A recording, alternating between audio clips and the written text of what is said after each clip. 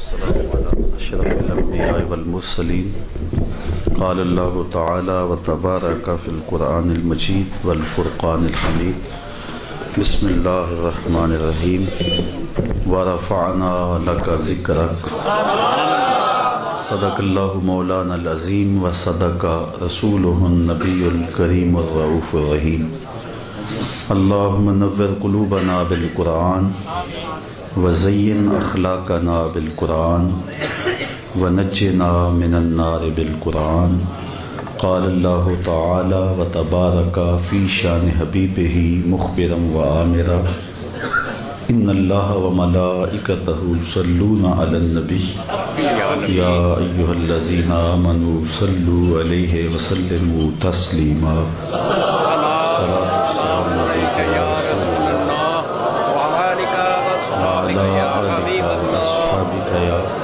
محبوب رب العالمین. تمام حمد و ثنا، تعریف و توصیف اللہ جل مجدہ الکریم کی ذات بابرکات کے لیے، جو خالق کائنات بھی ہے اور مالک شش جہات بھی. اللہ جل وعلا کی حمد و ثنا کے بعد رسول رحمت، شفیع معظم، نبی محترم، اللہ کے پیارے، امت کے سہارے، رب کے محبوب، دانائے غیوب، مالک رقاب امم، فخر عرب و عجم، والی کون و مکان، سیاہ لا مکان، سید انس و جان، سرور لالا رخاں، نیر تاباں، سرنشین مہوشاں، ماہ خوباں، شہنشاہ حسینہ، تتمہ دوراں، سر خیل زہرہ جمالاں، جلوہ صبح ازل، نور ذات لم یزل، باعث تکوین عالم، فخر آدم و بنی آدم، نیر بطحہ، رازدار ما اوحا، شاہد ما طغا، صاحب علم نشرہ، معصوم آمنہ احمد مجتبیٰ، حضرت محمد مصطفیٰ صلی اللہ علیہ وآلہ وسلم کے حضور ناز میں اپنی عقیدتوں، ارادتوں اور محبتوں کا خراج پیش کرنے کے بعد، واجب الاحترام عالی مرتبت محتشم علماء کرام، مہمانان ذی وقار، سامعین، خواتین و حضرات، السلام علیکم ورحمۃ اللہ وبرکاتہ. آج کی منعقدہ سالانہ محفل میلاد عالی مرتبت محترم الحاج بشیر احمد صاحب مرحوم و مغفور کی روح کے ایصال ثواب کے لیے ان کے جملہ صاحبزادگان نے اپنے یہاں حسب سابق منعقد کر کے اپنے آقا و مولا حضور نبی رحمت صلی اللہ علیہ وآلہ وسلم کی بارگاہ میں خراج اور نذرانہ پیش کرنے کا اہتمام کیا. آپ لوگ جس شوق محبت کے ساتھ تشریف لائے، یہ حال وسعت کے باوجود تنگ دامانی کی شکایت کر رہا ہے. تھوڑی دیر تک آپ سے مخاطب ہوں اور چند باتیں آپ کے سامنے رکھنی ہیں. اللہ تعالیٰ میری زبان پر کلمۃ الحق جاری فرمائے. محفل میلاد آج کی اس بابرکت محفل کا عنوان ہے، اور حضور کا ذکر ازل سے چھڑا ہے، تا ابد رہے گا. یہ ربیع الاول نہیں ہے، ربیع الثانی بھی اپنا دامن سمیٹ رہا ہے، لیکن حضور کی یادوں کی لو مدھم نہیں ہوئی. مغرب کے چند اوباشوں نے الٹی ٹیڑھی لکیریں تراش کر کے یہ سوچا تھا کہ ہم پیغمبر حسن و جمال کی عظمت کو گھٹا لیں گے اور ان محبتوں کو سینوں سے محو کر دیں گے، لیکن زمانہ دیکھ رہا ہے کہ کائنات کا ایک ایک گوشہ درود و سلام سے مہک رہا ہے. عرش پہ تازہ چھیڑ چھاڑ، فرش پہ طرفہ دھوم دھام، کان جدر لگائیے تیری ہی داستان. گھر گھر تذکرے میرے حضور کے ہیں اور ہر لب پہ نعتیں میرے محبوب کی ہیں.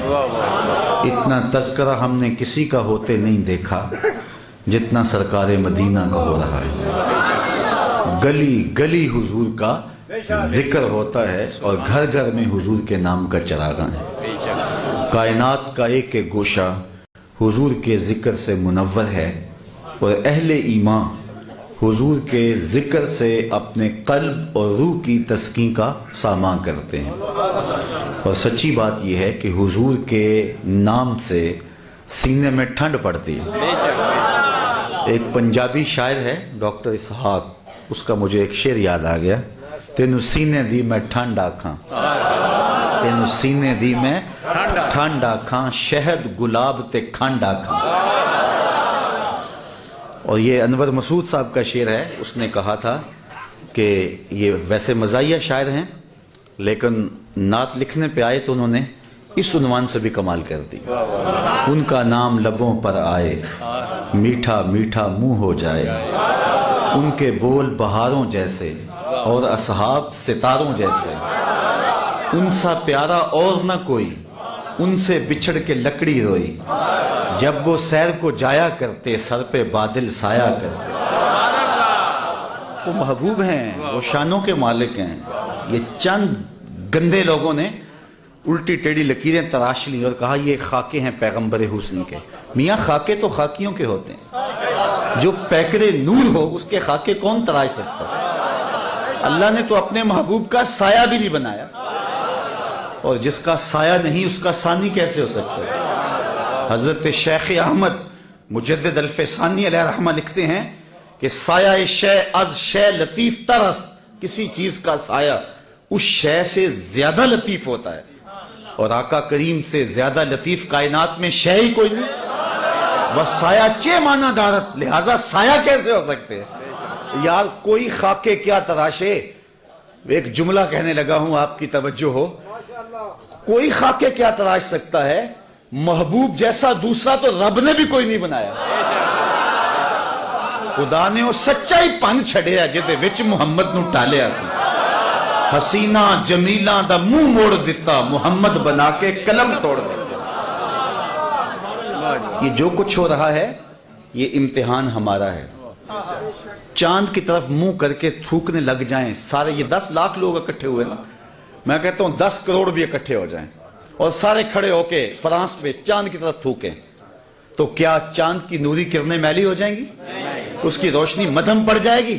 کیا ہوگا؟ تھوڑی دیر کے بعد وہ تھوکا اپنے منہ پہ گرے گا، ساروں کے منہ گندے ہو جائیں گے، لیکن چاند پھر بھی چمکتا رہے گا۔ یہ بکواس کرنے والوں کے اپنے منہ گندے ہو گئے ہیں، ان کی شکلیں بگڑ گئی ہیں۔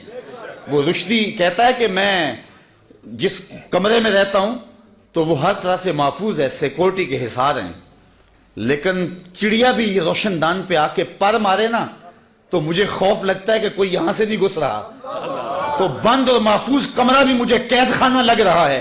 تمہاری پوری زندگی زندان بن جائے گی، قید خانے بن جائیں گے اگر تم نے میرے پیغمبر کی توہین میں زبان کھولی تو۔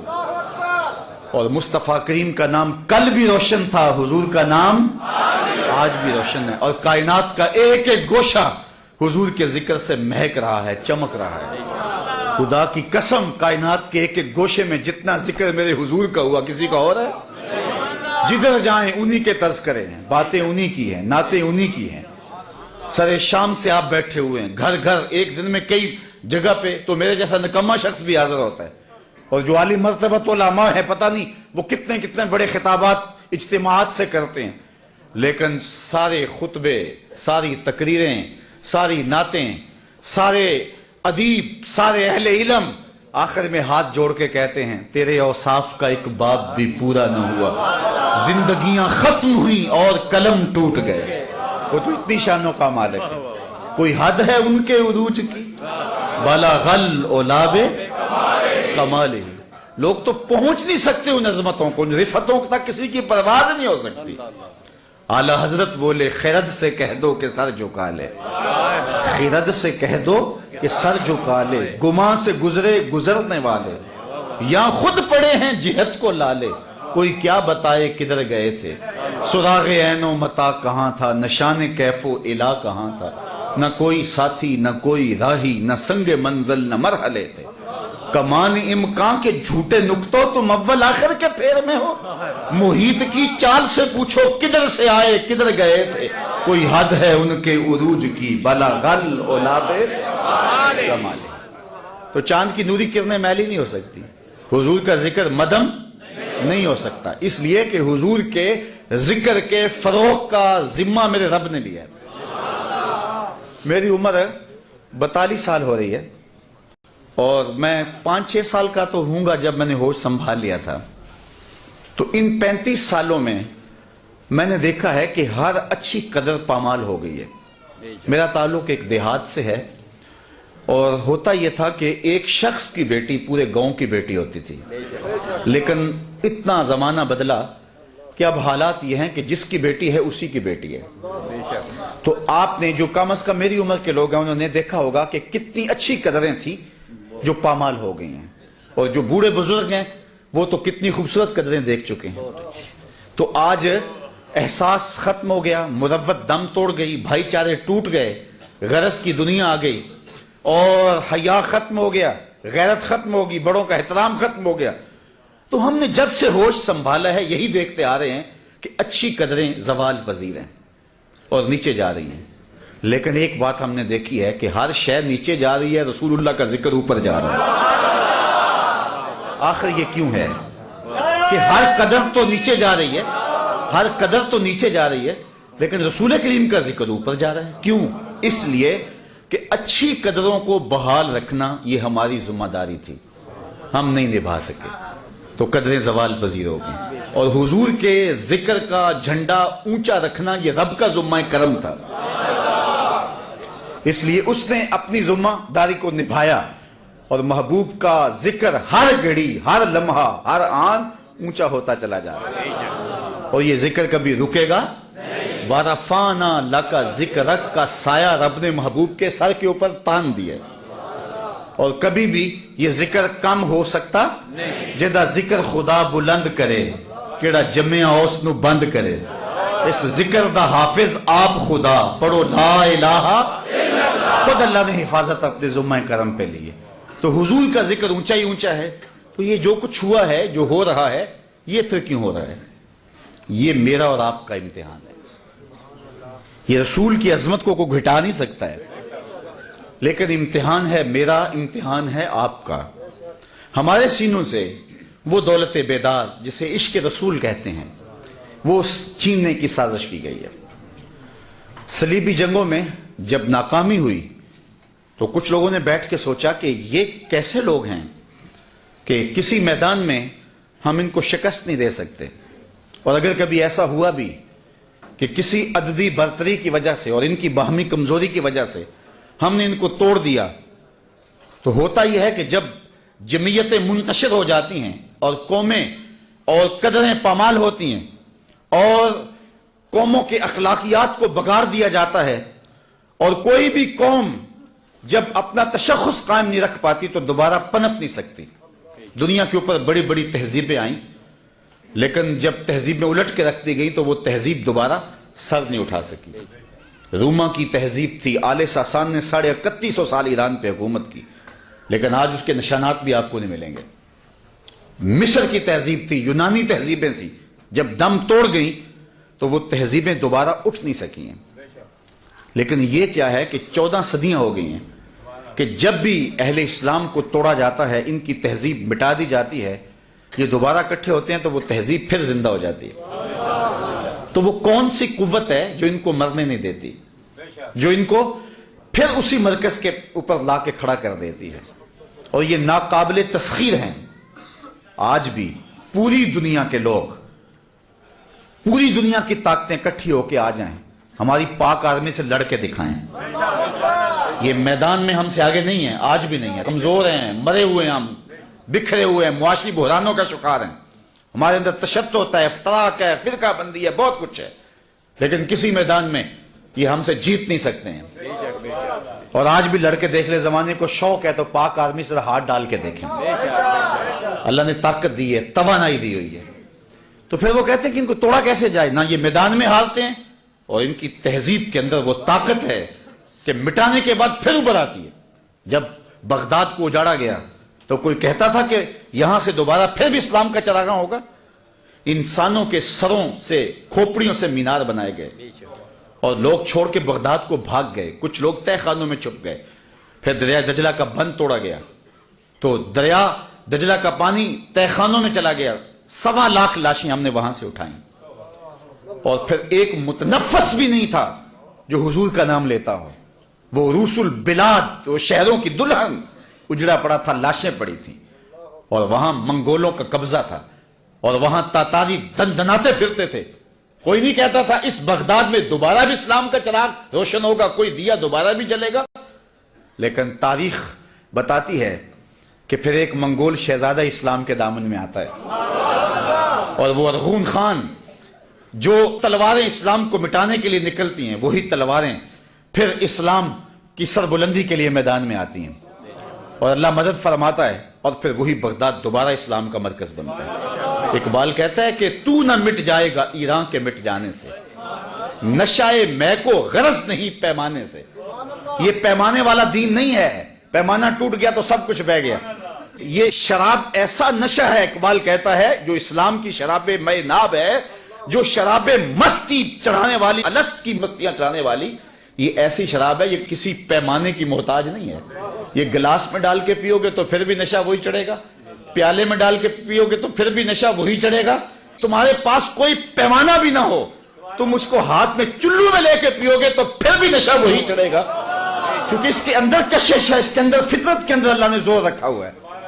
تم اب کوئی ملک نہیں ہے، سلطنت ٹوٹ گئی، اب کوئی کہتا ہی نہیں تھا، پیمانہ نہیں رہا، تو اب نشہ کیسے آئے گا؟ اقبال کہتا ہے نشائے میں کو غرض نہیں پیمانے سے، تو نہ مٹ جائے گا ایران کے مٹ جانے سے، نشائے میں کو غرض نہیں پیمانے سے، ہے عیاں یورش تاتار کے افسانے سے، پاسباں کعبے کو مل گئے صنم خانے سے۔ تو اللہ اپنے دین کی اس طرح بھی مدد فرماتا ہے، ان اللہ یؤید ھذا الدین بید الرجل الفاجر، اللہ یوں بھی مدد کرتا ہے اپنے دین کی۔ تو یہ رب کی مدد ہے، یہ رب کی نصرت ہے۔ اسلام مٹنے کے لیے پیدا نہیں ہوا، ختم نہیں ہوگا۔ حضور کی عظمت تو بہت اونچی ہے، کوئی اسلام کو بھی نہیں مٹا سکتا۔ اسلام بیڑیوں میں بھی بولتا ہے، اسلام زنجیروں میں بھی بولتا ہے، اسلام کربلا میں بھی بولتا ہے۔ اسلام کبھی بھی مرتا نہیں ہے، اسلام زندہ ہے، اسلام حرارت کا نام ہے، حرکت کا نام ہے، اسلام توانائی کا نام ہے۔ یہ امتحان ہمارا ہے۔ انہوں نے چاہا یہ کہ جنگوں میں یہ ہارتے نہیں ہیں اور یہ لٹ کر کے بھی آباد ہوتے ہیں، اور یہ لوگ ان کی تہذیبیں ہم مٹا دیں پھر بھی ابھر آتی ہیں، تو کون سی چیز ہے جو ان کو کھڑا کر دیتی ہے؟ انہوں نے تجزیہ کیا تو ان کے تھنک ٹینکس نے کہا کہ ان کے اندر ایک دولت ہے جو انہیں مرنے نہیں دیتی، اور وہ ہے حب رسول کی دولت۔ تو پھر یہ منصوبہ بنایا گیا کہ ان کے سینے سے حب رسول نکالا جائے، اور پھر اس پر عمل شروع ہوا۔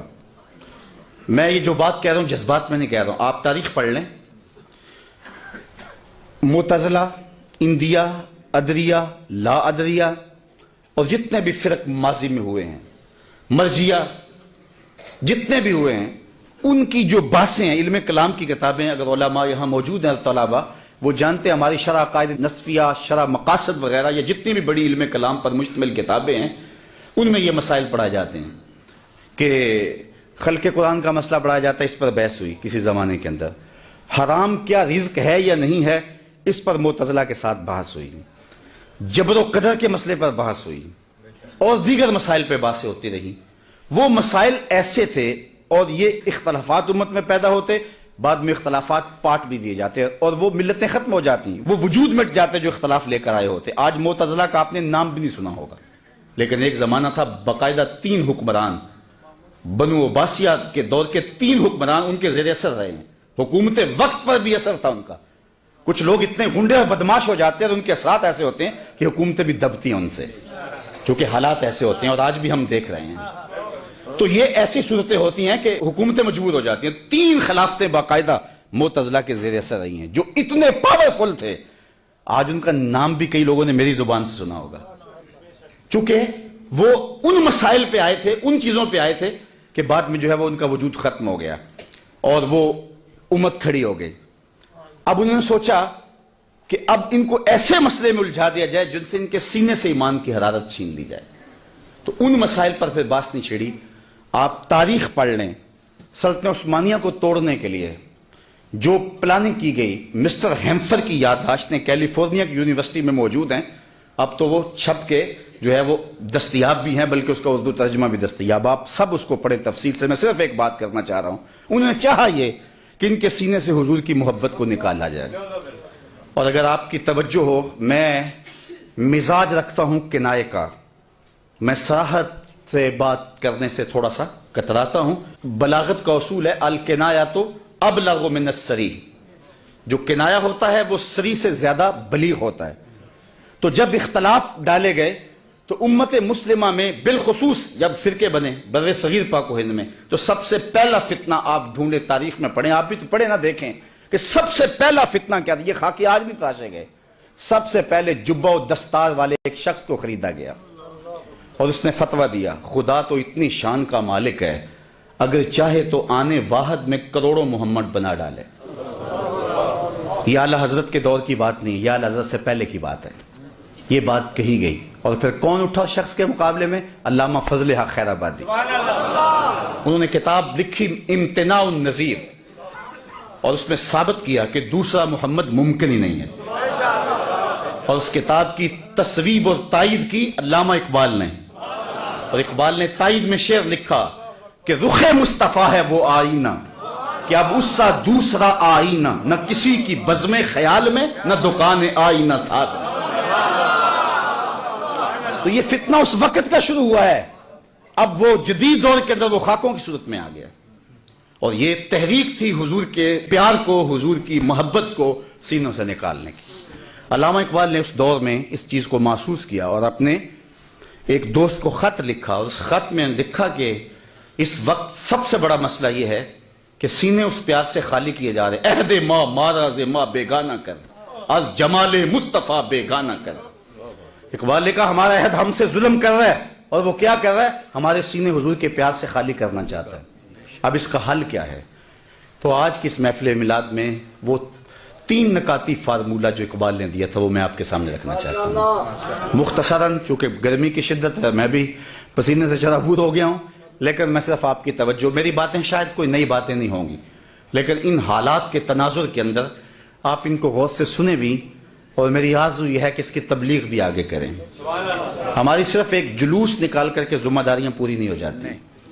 کل لبیک یا رسول اللہ مارچ کے حوالے سے میں یقین جانے، وہ پنجابی میں کہتے ہیں گوڈے گوڈے خوش، میں اہل گجرات سے گوڈے گوڈے خوش ہوں۔ میں جب بھی کوئی مارچ ہوتا، کوئی جلسہ ہوتا، تو ہر حلقے سے 20-20 25-25 30-30 گاڑیاں آتی، لیکن گجرات سے ذرا میرے لیے مسئلہ ہوتا، تو خیر آج انہوں نے سارا قرض اتار دیا۔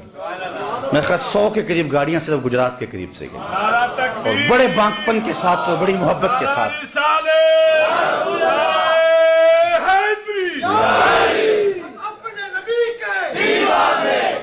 اور الحمدللہ جو لوگ گئے ہیں انہوں نے دیکھا کہ یہ پاکستان کی تاریخ کا شاید سب سے بڑا مارچ تھا۔ الیکٹرانک میڈیا نے ہمیں کوریج نہیں دی ہے، اس لیے کہ اگر ہم ٹماٹروں کے ریٹ پہ جلوس نکالتے تو پھر وہ کوریج دیتے، اگر ہم گیس کے لیے نکالتے تو پھر وہ کوریج دیتے ہمیں۔ یہ ہم نام محمد کے لیے نکالا، اور 97% میڈیا کے اوپر یہودیوں کا قبضہ ہے، اس لیے ہمیں کوئی دکھ نہیں، ہمیں پہلے توقع یہ تھی، ان سے یہی ہمیں توقع تھی۔ لیکن جن لوگوں نے دیکھا کہ 10 کلومیٹر پر انسانوں کا انبوہ ہی نظر آ رہا تھا، آپ اس کی تصویریں ہیں، نیٹ پہ جائیں اور دیکھیں، اور آپ حیران ہوں گے کہ کس طرح اس شاہ کے رسول حضور کے نام پہ میدان میں نکلتے ہیں۔ لیکن میں کہتا ہوں کہ ہماری ذمہ داری اس سے پوری نہیں ہوتی، ہم نے آگے بڑھ کے حضور کی ناموس کی حفاظت بھی کرنی ہے، اور جو کل کہا گیا مختلف جگہوں پہ، اور 125 کلومیٹر کا جو ہے وہ فاصلہ درود و سلام سے مہکتا رہا، تو ہم نے اگلی ذمہ داریاں بھی نبھانی ہیں، اور وہ کس طرح ان کا جو منصوبہ ہے سینوں سے حب رسول کو نکالنے کا، اس کا دفاع کیسے کیا جا سکتا ہے۔ تو علامہ اقبال نے اس دور کے اندر 3 تجویزیں دی تھی، ان پر میں آپ کی توجہ چاہوں گا۔ اقبال نے کہا کہ وہ چاہتے ہیں کہ ہمارے سینوں سے حضور کا پیار نکالا جائے، اس کا حل، اس کا جواب یہ ہے کہ ہم 3 کام کریں۔ سب سے پہلا کام ہم نے یہ کرنا ہے کہ اپنی اولادوں کو کثرت کے ساتھ حضور پہ درود پڑھنا سکھانا ہے، یہ ہم نے کام کرنا ہے، اپنی اولادوں کے سینوں میں درود ڈالنا ہے۔ میں جانتا ہوں کہ ہم جب لوگ چھوٹے تھے تو اس وقت محافل نعت کا رنگ کیا ہوتا تھا.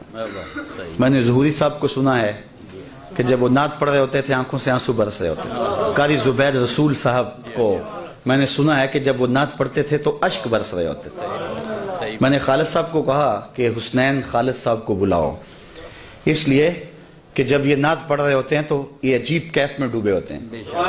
اور آج تو نئی نسل یہ نہیں دیکھ رہی. ہم نے جب محافل نعت دیکھی تھی تو اس وقت اشکوں کی برسات ہوتی تھی اور عشق سینے میں پیدا ہوا.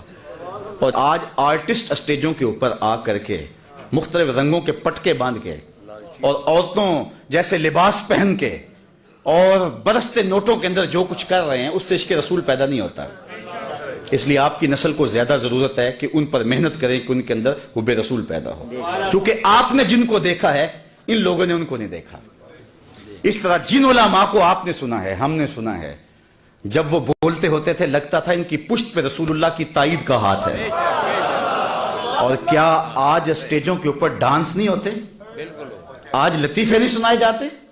آج کیا رسول اللہ کے دین کا تماشا نہیں بن گیا؟ اگر آپ ناراض نہ ہوں تو کیا آج مولوی اپنے خطبے بیچ نہیں رہے؟ 40 ہزار کی تقریریں بک رہی ہیں، لفظ بیچے جا رہے ہیں، خطبے بیچے جا رہے ہیں. تو یہ قوم، یہ نسل کیا سن رہی ہے؟ یہ تو بدل ہو رہی ہے دین سے. اس لیے ماں باپ نے سنبھالنا اس نسل کو. تیسری بات، ہم نے جن پیروں کو دیکھا تھا جب ان کے سامنے جاتے تھے تو ہمارے دل ڈولتے تھے کہ جو دل میں خطرہ آتا ہے شیخ کی نگاہ اس پہ ہوگی. لیکن اب پیر کی نگاہ دل پہ نہیں، دل کے اوپر لگی ہوئی جیب پر ہے. تو آج پیر خود جو ہے وہ طالب زر بن گیا. تو اب نہ تو پیر میں وہ روپ نظر آیا، نہ مولوی میں وہ روپ نظر آیا، نہ نعت خواں میں وہ روپ نظر آیا. تو مجھے بتاؤ کہ یہ نئی نسل کہاں سے دین لے گی؟ علامہ اقبال نے اس وقت کہا تھا کہ اپنی نسل پر توجہ دو جب امیر ملت بھی موجود تھے. اس وقت کہا تھا جب سید احمد سعید کاظمی، بلکہ بعد کے یہ لوگ ہیں، اس دور میں کہا تھا. اور آج تو ہر لئی میں رازدار دین شدے، آج تو یہ معاملہ ہو گیا ہوا ہے. اس لیے ماں باپ کی ذمہ داری ہے. میں کہتا ہوں ڈاکٹر بناؤ اپنے بیٹے کو، انجینئر بناؤ، وقت کی ضرورت ہے، لیکن سب سے پہلے اس کے عاشق رسول بناؤ. یہ کہیں اس کا سینہ اس دولت سے محروم نہ رہ جائے. تو سب سے پہلا طریقہ، اقبال حکیم الامت اس کو یوں ہی نہیں کہتے. علامہ اقبال فرماتے ہیں کہ سب سے پہلا کام کرنے کا یہ ہے کثرت کے ساتھ اپنی اولاد کو درود پڑھنا سکھاؤ. کسی نے اقبال سے خود پوچھا کہ تیرے لہجے میں یہ مٹھاس کہاں سے آ گئی، رس کہاں سے آ گئی؟ جو اہل نقد ہیں، یہاں شعراء بھی موجود ہوں گے، وہ غالب کو اقبال سے بڑا شاعر مانتے ہیں، لیکن جو عزت اقبال نے پائی وہ غالب کا مقدر نہیں بن سکا. تو کسی نے اقبال سے پوچھ لیا کہ تیرے شعروں میں یہ حسن کہاں سے آیا؟ تو اس نے کہا 1.25 کروڑ مرتبہ میں نے حضور پہ درود پڑھا ہے. میں تنہا کمال سخن کو نہ پہنچا، میرے شعر ہیں اور تاثیر ان کی. اور ایک اور بات کر جاؤں، درود عقیدوں کو صحت دیتا ہے. آج 73-72 فرقے ہیں نا، تو سمجھ نہیں آتی جائیں کدھر. آدمی جو ہے وہ پریشان ہو جاتا ہے جب ہر بندے کی زبان پہ قرآن ہو، ہر بندے کی زبان پہ حدیث ہو، اور ہر بندہ اپنی جانب کھینچ رہا ہو. تو مجھے بتائے کیسے پہچانا جائے گا کہ ان میں اچھائی پہ کون ہے اور برائی پہ کون ہے؟ عام آدمی تو نہیں پہچان سکتا. سب ایک نے علم کلام تو نہیں پڑھا ہوا ہوتا. اگر بولنے والا بڑا چمکدار لہجے میں بولتا ہو، اس کی گفتگو میں جو ہے وہ لف و نشر ہو، تو پھر ہو سکتا ہے کہ وہ منہ بھی لے. اس لیے بندہ کیسے پہچان کر پائے کہ حق پہ کون ہے اور باطل پہ کون ہے؟ یہ بات حضرت امام زین العابدین سے کسی نے پوچھی کہ حضرت جب کثرت سے فرقے بن جائیں گے تو حق کو کیسے پہچانیں؟ تو امام زین العابدین نے کہا کہ جو اہل السنہ ہوں گے وہی اہل الحق ہوں گے. بڑا سیانہ تھا شخص پوچھنے والا. اس نے کہا حضرت اگر بہت سارے لوگ اسی ٹائٹل کے ساتھ ہوں تو اس میں اصلی سنی کی پہچان کیا ہوگی؟ تو سنو میرے امام نے کیا کہا. میں ترجمہ نہیں کروں گا، آپ علماء کو سن سن کے عربی کے اتنے تو ماہر ہو ہی گئے ہیں. حضرت امام زین العابدین نے کہا من علامات اہل السنہ کثرت الصلاۃ علی رسول اللہ. یہ حق کی علامت ہے. اس لیے اپنی اولاد کو کثرت سے حضور پہ درود پڑھنا سکھاؤ. پہلا کام، اس میں بہت کچھ کہا جا سکتا ہے. دوسری بات، علامہ اقبال کہتے ہیں کہ حضور علیہ السلام کی محبت کو اپنی نسل میں منتقل کرنے کا دوسرا طریقہ یہ ہے، اور یہ زود اثر ذریعہ ہے، کہ انہیں حضور کی سیرت پڑھاؤ۔ میرا خیال یہ ہے کہ جو فتنوں کی آگ جل رہی ہے، اولاد کے بالغ ہونے سے قبل اپنی اولاد کو حضور کی ساری سیرت پڑھا دینی چاہیے۔ آپ اپنے گھروں کے اندر اہتمام کریں۔ آپ نے سب کچھ چھوڑ دیا ہے سکول کالج پہ کہ وہاں سے دینیات بھی پڑھ لیتا ہے، پورے سال کے اندر 15 صفحوں کی کتاب ہم سمجھتے ہیں کہ جس سے حق ادا ہو گیا۔ آپ خود بھی اپنی اولاد کو تعلیم دیں اور اپنی اولاد کو پڑھائیں۔ حضور کی سیرت اپنی اولاد کو ان کے بالغ ہونے سے پہلے ازبر کروا دیں، اور اگر بالغ ہو گئی ہے تو پھر بھی تعلیم بالغاں کے طور پہ انہیں حضور کی ساری سیرت پڑھائیں۔ کیا آپ اس بات کا اپنے دل میں عہد کرتے ہیں؟ انشاءاللہ اللہ جزا دے۔ چونکہ سیرت کے ذکر سے صاحب سیرت سے پیار پیدا ہوتا ہے۔ ایک اور بات کہنا چاہتا ہوں، سیرت اور تاریخ میں فرق ہے۔ سیرت اور تاریخ میں فرق ہے۔ تاریخ جب لکھی جاتی ہے واقعات لکھ دیے جاتے ہیں، اس کے نتائج کیا ہوتے ہیں تاریخ دان کا یہ ذمہ نہیں ہوتا۔ اس نے واقعات لکھنے، یہ ہوا یہ ہوا یہ ہوا یہ ہوا، اب اس کا یہ مطلب ہوتا ہے کہ میں نے تاریخ لکھ دیا، دیانت سے لکھ دیا۔ لیکن سیرت لکھنے والے کا مقصد ہوتا ہے، جس کے پیش نظر وہ سیرت لکھتا ہے، وہ لکھتا ہے اس ذہن سے کہ پڑھنے والے کے دل میں صاحب سیرت کی ذات نقش ہو جائے، اس کا پیار پیدا ہو جائے۔ تو بہت ساری کتابیں ہیں جو تاریخ کی ہیں اور انہیں سیرت کہا جاتا ہے، اس لیے وہ جو سیرت کی کتاب ہے اسی کو اپنی نسل کے اندر منتقل کریں گے تو پھر اس کا نتیجہ پیدا ہوگا کہ سینے میں حضور کا پیار پیدا ہوگا۔ اپنی نسل کو بتائیں حضور کی ساری زندگی، نجی زندگی سے لے کر کے سیاسی زندگی تک، حضور کی ذاتی زندگی سے لے کر کے حضور کی جنگی زندگی تک، ہر شے میں روشنی ہی روشنی۔ حضرت سیدہ عائشہ رضی اللہ تعالی عنہا فرماتی ہیں کہ میں گھر پر تھی، حضور تشریف لائے اور میں آب خورے میں پانی لے رہی تھی، تو حضور نے مجھے دیکھ کہا عائشہ تھوڑا سا پانی میرے لیے بھی چھوڑنا، تو میں نے چھوڑ دیا۔ حضور نے میرے ہاتھ سے آب خورا لیا، پینے لگے تو پھر رک گئے اور کہا عائشہ ذرا بتاؤ تم نے ہونٹ کہاں رکھے تھے؟ میں ہونٹ رکھ کے وہاں پانی پینا چاہتا ہوں۔ اللہ اکبر، مجھے بتاؤ اگر آج اپنی بیوی کے ساتھ آپ کا رویہ یا میرا رویہ یہ ہوگا تو گھر جنت کا ٹکڑا بنے گا یا نہیں بنے گا؟ سید عائشہ فرماتی ہیں کہ حضور اتنا پیار کرتے، کبھی یا روحی کہتے، کبھی یا حمیرہ کہتے، بلکہ اتنے پیار کا عالم کہ ایک دن حضور گھر تشریف لائے، فرماتی ہیں کہ میرے سر میں درد تھا۔ یار جب غم خار سامنے آ جائے تو پھر دکھڑے سنانے کو جی چاہتا ہے نا، تو کہا واہ راسی، ہائے میرا سر گیا، غمخار کے سامنے دکھ رکھ دیے، ساری گٹھڑی کھول دی۔ تو غمخار نے آگے سے کیا کہا؟ فرمایا وَأَنَا يَا عائشہ، عائشہ یہ تیرے سر میں درد نہیں ہے، یہ میرے سر میں درد ہے۔ میں ایک جملہ کہنا چاہتا ہوں، اس کو اگر سیرت نگار بیان کرے گا تو اس کا رنگ کچھ اور ہوگا، اور اگر تاریخ بیان کرنے والا اس بات کو بیان کرے گا اس کا رنگ کچھ اور ہوگا۔ آپ نے دیکھنا یہ ہے کہ سیرت لینی ہے یا تاریخ لینی ہے۔ تو اپنی زندگی، حضور کی ساری زندگی ہمارے سامنے روشن ہے۔ ایک غیر مسلم نے اسلام قبول کیا، اس سے پوچھا گیا اسلام کی کس قدر نے تجھے متاثر کیا؟ اس نے کہا صرف ایک واقعہ میری ہدایت کا سبب بن گیا۔ اس نے کہا کہ کیا واقعہ؟ کہا ایک دن مجلس حضور کی لگی تھی، لوگوں کا ہجوم تھا، ایک شخص اٹھ کے کھڑا ہوا، حضور میرا بیٹا کئی دنوں سے گم ہے، مل نہیں رہا، آپ دعا کر دیں مل جائے۔ تو آقا کریم علیہ السلام قبل اس سے کہ ہاتھ اٹھاتے، ایک شخص جو باہر دروازے پہ کھڑا تھا اس نے کہا حضور ابھی میں آیا ہوں فلاں باغ سے گزر کے، میں نے بچوں کے ساتھ اس کے بیٹے کو کھیلتا دیکھا فلاں باغ میں۔ باپ نے سنا کہ میرا بیٹا فلاں باغ میں ہے تو ظاہر اس نے فوراً دوڑ لگا دی۔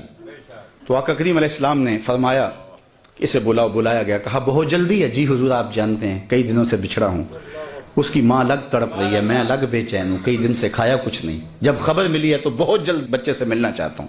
فرمایا ضرور جاؤ، میں روکتا نہیں، روکنے کے لیے بلایا بھی نہیں، لیکن تمہیں بلانے کا بھی ایک مقصد تھا۔ جی حضور ارشاد فرمائیے۔ فرمایا جب باغ کنارے جاؤ، بچوں کے ساتھ اس بچے کو کھیلتا دیکھو، تمہارے بیٹے کو جب تم کھیلتا پالو تو اسے بیٹا بیٹا کہہ کے آوازیں نہ دینے لگ جانا، جو نام رکھا اس نام سے پکارنا۔ عرض کی حضور میرا بیٹا ہے، اگر بیٹا کہہ کے پکاروں تو حرج بھی کیا ہے؟ فرمایا تم کئی دنوں سے بچھڑے ہو، تمہارے لہجے میں بلا کا رس ہوگا، اور تم نہیں جانتے، ہو سکتا ہے کھیلنے والوں میں کوئی یتیم بھی کھیل رہا ہو، اور جب تم اپنے بیٹے کو بیٹا کہہ کے پکارو گے اس کا کلیجہ تڑپ جائے گا، کاش آج میرا باپ ہوتا تو مجھے بھی بیٹا کہہ کے پکارا۔ تو کہا یہ شوق گھر جا کے پورا کر لینا، یہ شوق گھر جا کے پورا کر لینا، اس کے سامنے اپنے بیٹے کو بھی بیٹا کہہ کے نہیں پکارنا۔ یہ اسلام کا دیا ہوا دین ہے۔ غریب کے سامنے اپنی دولت کی نمائش نہیں کرنی، بیوہ کے سامنے اپنی بیوی سے پیار نہیں کرنا، بلکہ میرے حضور نے یہاں تک ارشاد فرمایا اپنے گوشت کی خوشبو سے غریب ہمسائے کو تکلیف نہیں دینی۔ یا تو تھوڑا سا پانی زیادہ ڈال لو اور شوربے کی ایک پیالی ہمسایوں کے گھر بھی بھیج دو۔ اگر ایسا نہیں کر سکتے تو پھر ایسے زاویے میں وہ کھانا پکاؤ کہ غریب کے بچوں تک اس کی خوشبو نہ پہنچے۔ بچے ہیں ضد کر بیٹھے اور انہوں نے اپنے غریب باپ سے تقاضا کر لیا، تو بوڑھا باپ کیسے آرزو ان کی پوری کرے گا؟ وہ کیا کسی نے کہا تھا نا، اسی ڈر سے وہ بچوں کو دوپہر میں سلا دیتی ہے گلی میں پھر کھلونے بیچنے والا نہ آ جائے۔ تو کہا حضور کی نزاکت قلبیہ کا لحاظ رکھنا کہ یتیم کے سامنے اپنے بیٹے سے بھی پیار نہ کرنا، اس کو بیٹا کہہ کے نہ پکارنا، کہا یہ چیز میرے اسلام لانے کا سبب ہوا۔ میں ابھی 2 ہفتے قبل وہاں عرب امارات میں گیا تو وہاں ایک ہندو لڑکا تھا گیان، تو اس کے جو رومیٹ تھے انہوں نے ان کو بیانات کے کلپ سنوانے شروع کر دیے۔ اس کا دل نرم ہوا، تو میں نے جہاں جمعہ پڑھانا تھا تو وہاں اس کو لے آئے، تو وہ باہر بیٹھ گیا مسجد سے باہر، گفتگو سننے لگا۔ تو میں نے جو گفتگو کی تو اس میں حضور کی سیرت کا عنوان تھا، تو میں نے یہ واقعہ سنایا۔ میں واقعہ سنا تو وہ اٹھ کے اندر آ گیا اور اس نے کہا مجھے اسلام میں داخل کر لو۔ تو میں نے کہا کہ آج بھی حضور کی سیرت میں اتنی چمک ہے، اتنی روشنی ہے، اگر ہم کسی ڈھب سے اس کو بیان کریں نا تو آج بھی جو دلوں کے اندر ایمان کے تخم ڈال سکتی ہے۔ تو اقبال کہتا ہے کہ حضور کی سیرت بیان کرو، اس میں تمہاری اولاد کے سینے میں حضور کا پیار پیدا ہوگا۔ تیسری بات علامہ اقبال کہتے ہیں کہ حضور کا حسن و جمال بیان کرو۔ انسان کی فطرت یہ ہے کہ وہ حسن کی طرف لڑکتا ہے، یہ اسی لیے آپ نے یہاں پھول رکھے ہیں نا کہ یہ اچھے لگیں، بھلے لگیں، طبیعت کو بھا جائیں۔ حسن جہاں بھی ہوگا، جس روپ میں بھی ہوگا، وہ متاثر کرے گا، وہ کاکل دراز میں ہو، وہ لب و رخسار میں ہو، وہ قد رانا میں ہو، وہ غزالی آنکھوں میں ہو، وہ تیر جیسی مشغاں میں ہو، وہ تتلی کے پروں میں قدرت کی سنائی کی صورت میں ہو، وہ حسن پھوٹتے جھرنوں میں ہو، بہتی ندیوں میں ہو، کوئل کے لہجے میں ہو، معصوم بچے کی مسکراہٹ میں ہو، جہاں بھی ہوگا حسن متاثر کرے گا۔ اقبال کہتا ہے جب طے شدہ ہے کہ انسان فطرتاً حسن پسند ہے تو آؤ نہ پھر اس کو اس کی چوکھٹ پہ لے چلے جہاں حسن بھی پانی بھرتا ہے، جہاں عشق بھی غلامی کرتا ہے، اس حسینہ ماہ خوبہ کی چوکھٹ پہ لے چلیں۔ تو اقبال کہتا ہے کہ حضور کے حسن کا تذکرہ سنائیں گے تو پھر اس کے سینے میں حضور کا پیار پیدا ہو۔ اس عنوان سے صرف ایک حدیث اور میری گفتگو اختتام تک پہنچ جائے گی۔ صحابہ میں سب سے آخر میں جس شخص نے وصال کیا ہے اس کا نام ہے حضرت ابو طفیل رضی اللہ تعالی عنہ۔ 110 ہجری میں وصال ہوا ہے، حضور کا وصال ہوا ہے 11 ہجری کے اوائل میں، اور ان کا وصال ہوا 110 ہجری میں، تو گویا حضور کے وصال کے تقریباً 100 سال بعد زندہ رہے۔ آخری وقت ہے ان کا، آخری سال جو تھا ان کا، حج کا موسم تھا، تو وہ وہاں آگے ہجوم میں اور ایک اونچے ٹیلے پہ کھڑے ہو گئے اور لوگوں کو اپنی جانب متوجہ کر کے کہا کہ لوگوں آؤ، اس وقت روئے زمین پہ میرے علاوہ کوئی نہیں جس نے رسول اللہ کو دیکھا ہو، صرف میری آنکھوں نے حضور کا دیدار کیا ہے۔ اللہ اکبر! پھر لوگوں کا کیا پیار ہوا ہوگا۔ یہ کل میں نکلا سڑک پہ تو یہاں ساروکی سے لے کر غازی علم الدین کے مزار تک لوگ گاڑی سے چمٹتے تھے اور گاڑی کو ہاتھ لگا لگا کے چومتے تھے، اور میں اندر سے کہتا تھا تو بہت چھوٹا شخص ہے، تیری تو اوقات ہی کچھ نہیں ہے۔ تو میں کہتا یہ کیوں مجھ سے پیار کرتے ہیں؟ اس لیے کہ میرے لبوں پہ نام محمد کا وظیفہ ہے۔ یار 14 صدیوں کے فاصلے پہ میرے جیسا نکما شخص بھی حضور کا نام لے تو لوگ گاڑی سے لپٹیں، تو یار مجھے بتاؤ جس نے خود حضور کو دیکھا ہوگا تو کتنے ناز سے کہا لوگوں آؤ، اس وقت روئے زمین پہ میرے علاوہ کوئی نہیں جس نے حضور کو دیکھا ہوگا۔ اقبال نے کہا تھا نا کہ نسیم تشنا ہی نہیں اقبال کچھ اس پہ نازاں، فخر ہم کو بھی ہے شاگردی داغ سخنداں کا۔ جس نے داغ دہلوی کو دیکھا وہ ناز کرتا۔ ہمارے استاد ہوتے تھے محمد علی حاشر، وہ بڑے کمال درجے کے کاتب تھے اور فارسی کے اچھے شاعر تھے۔ تو وہ کبھی بات کرتے تو کہتے کہ میں اقبال کی مجلسوں میں بیٹھتا رہا ہوں، مولانا ظفر علی خان اس زمانے میں ذمہ دار اخبار نکالتے تھے، تو اس کی شاہ سرخیاں وہ لکھتے تھے، کوئی زمانہ لکھتے رہے ہیں، تو وہ کہتے تھے میں مولانا ظفر علی خان کا ساتھی رہا ہوں۔ تو جو مولانا ظفر علی خان کا ساتھی رہے وہ تو ناز کرے، جس نے اقبال کی مجلس میں چند لمحوں کے لیے بیٹھنے کی سعادت پائی ہو وہ تو فخر کرے، جس نے داغ دہلوی کو دیکھا ہو وہ تو ناز کرے، اور جس کی آنکھوں نے جمال محمد عربی کو دیکھا ہو وہ اپنے مقدر پہ کیوں ناز نہ کرے، وہ فخر کیوں نہ کرے۔ کہا لوگو آؤ، اس وقت کوئی کائنات میں دوسرا نہیں ہے جس نے حضور کو دیکھا ہو، سب سے آخری شخص میں ہوں جس نے حضور علیہ السلام کا دیدار کیا۔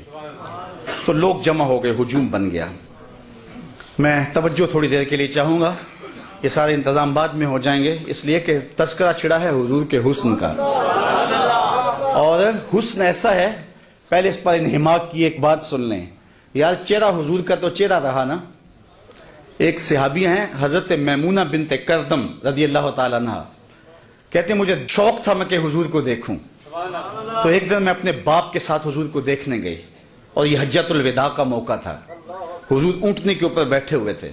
میرے باپ نے حضور سے کوئی بات کی، لیکن حضور کے جلال کی چمک اتنی تھی، جمال کی، کہ میری ہمت نہ پڑی کہ میں حضور کا چہرہ دیکھ سکوں۔ تو کہتی لوگوں میں نے حضور کا چہرہ تو نہیں دیکھا، لیکن میں نے حضور کے پاؤں دیکھے ہیں۔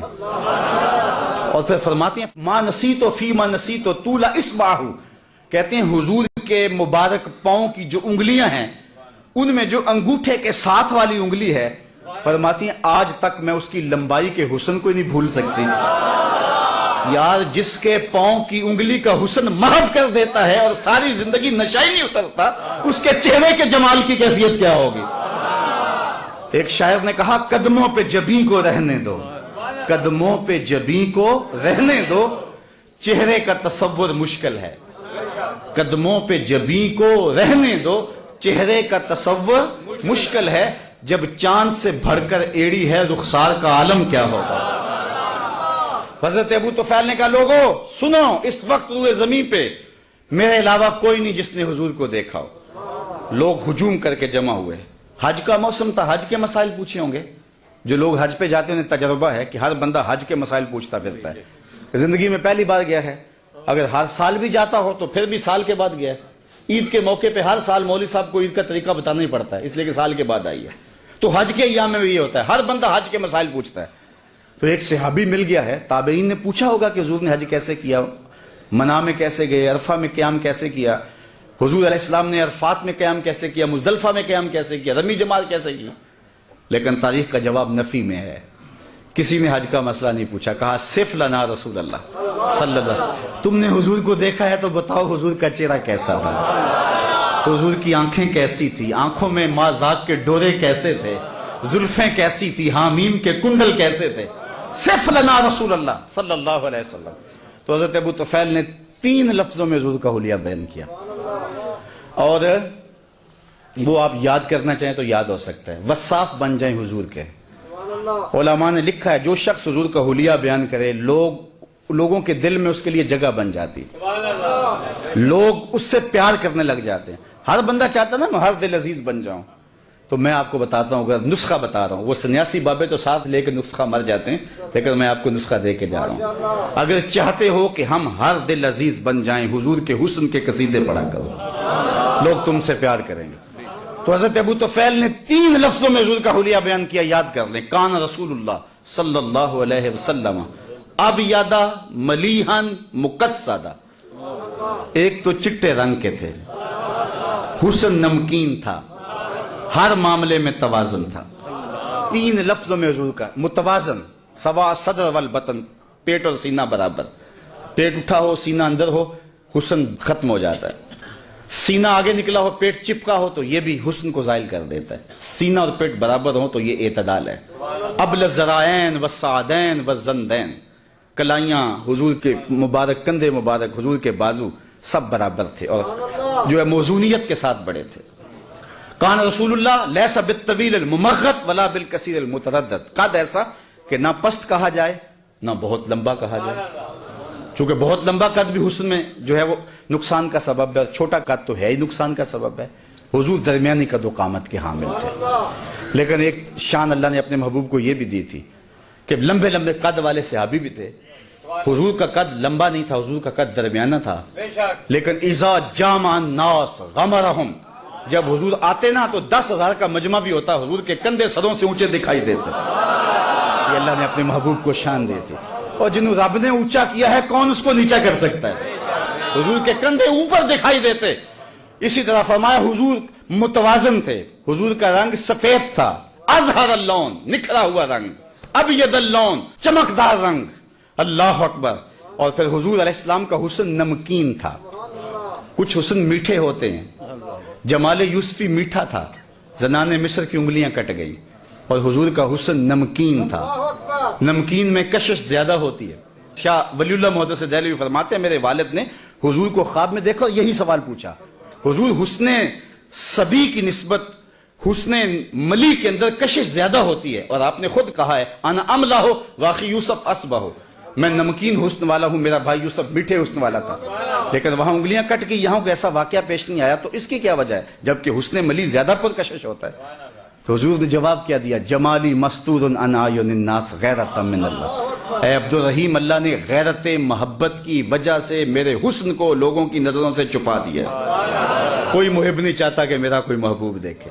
قتیل شفائی تو یہاں تک آگے بڑھ گیا کہ اس حد تلک بڑھ گئی ہے بے اعتمادی کہ تجھ کو تجھ سے بھی چھپانا چاہتے ہیں۔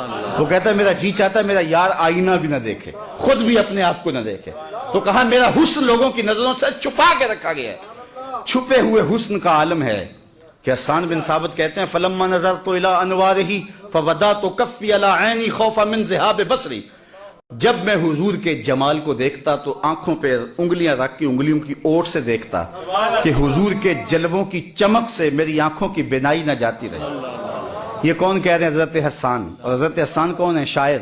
اور آپ جانتے ہیں شاعر حسن دیکھنے میں بڑا دلیر ہوتا ہے، اور حسن بھی چھپا ہوا، دیکھنے والا بھی شاعر، اور پھر بھی آنکھوں پہ انگلیاں رکھ کے دیکھے۔ اگر یہ حسن بے نقاب ہوتا تو کیا ہوتا؟ وہ اگر جلوہ کرے تو کون تماشائی؟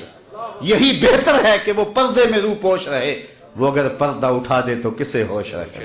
حسن یوسف پہ کٹی مصر میں انگشت زنا، سر کٹاتے ہیں تیرے نام پہ مردان عرب۔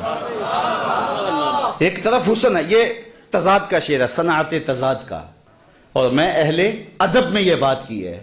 عام مجمع میں بات کرنا اور بات ہے، اہل سخن میں بات کرنا اور بات ہے۔ میں نے اہل سخن کے سامنے کہا ہے کہ میں نے ولی دکنی سے لے کے غالب اقبال تک تقریباً شعراء کو چلو پڑھا نہیں تو چکھا ضرور ہے، میں نے پورے اردو ادب کے ذخیرے میں اردو میں تضاد کا ایسا دوسرا شعر نہیں دیکھا۔ تضاد یہ ہوتا ہے کہ شاعر ایک مصرے میں ایک لفظ لاتا ہے، دوسرے مصرے میں اس کی ضد لاتا ہے۔ اگر دن کا تذکرہ ہے تو رات کا ہے، اگر اندھیرے کا تذکرہ ہے تو اجالے کا ہے، تضاد لاتا ہے۔ یہاں بھی تضاد ہے، اور ایک تضاد نہیں، دو تضاد نہیں، تین تضاد نہیں۔ ذرا حسن دیکھیں شعر کا، حسن یوسف پہ کٹی مصر میں انگشت زنا، 6 چیزیں ہیں۔ سر کٹاتے ہیں تیرے نام پہ مردان عرب، ایک طرف حسن ہے، دوسری طرف صرف نام ہے۔ وہ حسن حضرت یوسف کا اور یہ نام میرے حضور کا، اور ادھر عورتیں اور ادھر مرد، وہ عورتیں بھی مصر کی، یہ مرد بھی عرب کے، ادھر انگلیاں ادھر سر، اور پھر آگے بڑھیں ادھر کٹیں، ماضی کی بات ہے، کٹاتے ہیں تسلسل جاری ہے، اور ادھر کٹیں اہل علم کے لیے لازم ہے، کٹیں ارادہ نہیں تھا، بے اختیاری میں کٹ گئی، ادھر کٹاتے ہیں قصد پایا جاتا ہے۔ سخن شاعری شہر یار اپنی جگہ، نعت کہنے کو احمد رضا چاہیے۔ حسن یوسف پہ کٹیں مصر میں انگشت زنا، سر کٹاتے ہیں تیرے نام پہ مردان عرب۔ وآخر دعوانا ان الحمدللہ۔